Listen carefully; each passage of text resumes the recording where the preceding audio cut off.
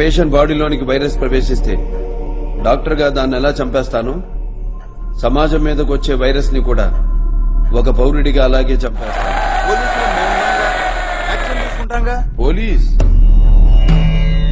ఎక్కడ కల్తీ జరిగిందని నిరూపించిన రైతులు అదే కల్తీ మందు నోట్లో పోసి చంపేస్తే నో పోలీస్.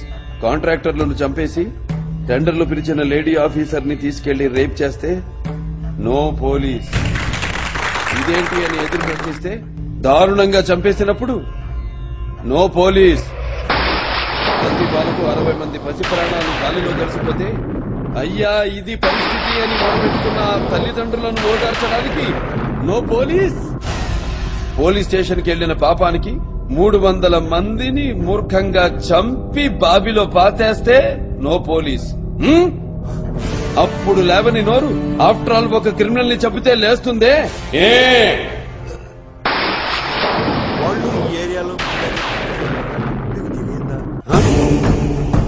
పెద్ద ఫ్యామిలీయా మాలాగా?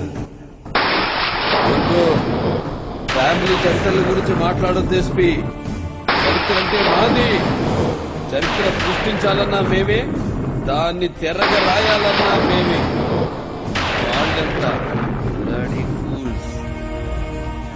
ముర్రద జాతి. నో మోర్ ఆర్గ్యుమెంట్స్ ఎస్పీ గారు. మీ దగ్గర దాయడానికి ఏమీ లేదు. క్లారిటీగా క్లియర్ గా చెప్తున్నా, తప్పు చేసిన వాడిని చంపేయడమే.